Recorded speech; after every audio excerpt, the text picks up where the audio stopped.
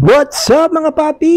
At sa pagpapatuloy ng ating Cartimar Aquascaping serye, bumili ulit tayo ng mga karagdagang halaman, isda at iba pang mga gamit para mabutong paludarium project natin. Gusto nyo bang malaman kung anong mga binili natin? Di tara, panoorin nyo tong video na to hanggang dulo. Let's do this! Throw your hands up if you with it, drop it.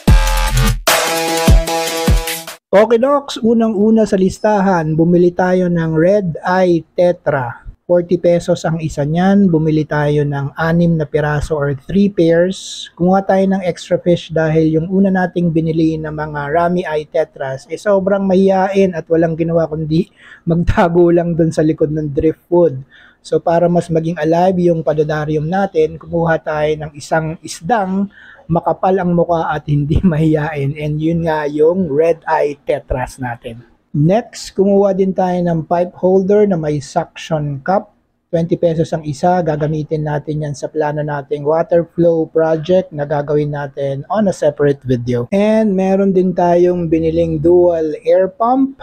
250 pesos yan. Part din yan ng water flow project natin. Of course, kumuha rin tayo ng air pump hose. 15 pesos per meter yan. Bumili tayo ng 2 piraso. May kinuha din tayong 2 pirasong air stone. 20 pesos ang isa niyan. Para din yan sa water flow project natin. Next, bumili rin tayo ng spiderwood. Dito natin ikakabit yung rhizome plant na binili natin. 100 pesos kuha natin dyan sa spiderwood. And then, of course, ito na yung rhizome plant na binili natin. Kumuha tayo ng Anubias barteri. Di ko lang sure kung anong klaseng variation to. Caladifolia ata eh. Pa-comment na lang kung alam nyo yung exact variety niya. 350 pesos ang kuha natin dito. And syempre kung may Anubias tayo, meron din tayong Java moss. As usual, 50 pesos ang isang plastic niyan. Gagamitin natin yung pang-cover dun sa spiderwood na pagdidikatan ng ating Anubias. And then kumuha rin tayo ng Dragon Rock.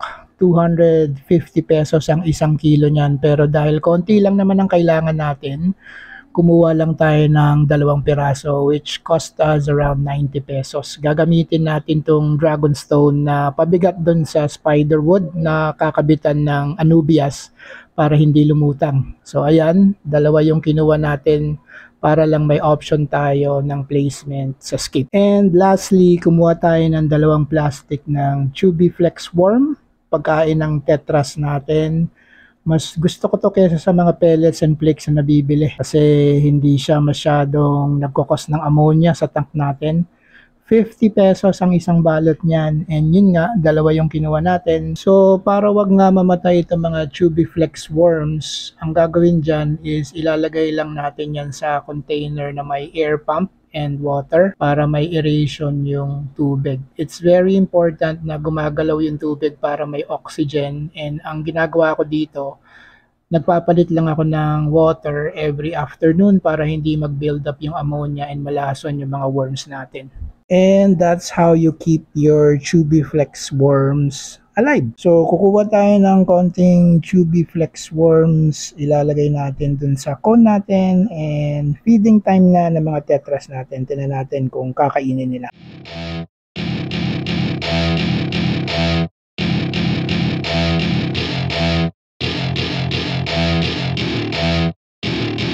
Welcome to my party, we're just getting started. A life is a dream or a nightmare scarring. Hand me a drink cause I think I'm going all in. Get me a shrink who can catch me when I'm falling. Cover up my scars, flip the handlebars. Okay, so mukhang hindi pa ganun kagutom yung mga tetras natin. So yung spiderwood and dragonstone natin, ibababad lang muna natin sa tubig and tututbrushin para sure tayong malinis bago natin i-prep for our escape. And once malinis na, tutuyuin na natin ng tissue and pagdidikitin na natin yung spiderwood and dragonstone using a black thread. So tatalian lang natin yung 2 ng sinulid at ito yung kinalabasan niya. Then yung mga pinagtalian, i-cover natin ng Java moss para matakpan. Gagamitan lang natin yan ng konting glue para dumikit yung Java moss sa spiderwood. Then ididikit na natin yung Anubias sa spiderwood, and ito na ang kinalabasan niya. And then, magta-trial and error na tayo sa placement ng scape. I-forward ko na lang kasi medyo boring and matagal yung trial and error natin.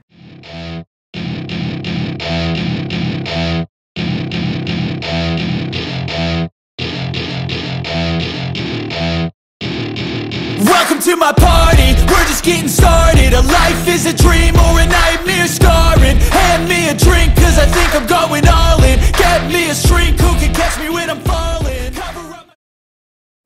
So, ito na yung kinalabasan after natin matapos yung rearrangement ng scape natin. Hindi ko alam kung mabubuhay yung Anubias na naka-immerse lang kasi originally naka-submerge yan dun sa pinagkunan ko. Magbabawas na lang ako siguro ng duration ng light para wag masunog yung leaves. So, abangan natin kung mabubuhay ba siya o maninilaw at palulusaw. Gawan ko na lang ng video after a month siguro. And for the total cost ng Cartimar Aquascape shopping natin for this video ay 1,120 pesos. So that's the total cost of our happiness for today. I hope you enjoyed the video. Pa-subscribe na lang mga papi. Peace till the next Boodle!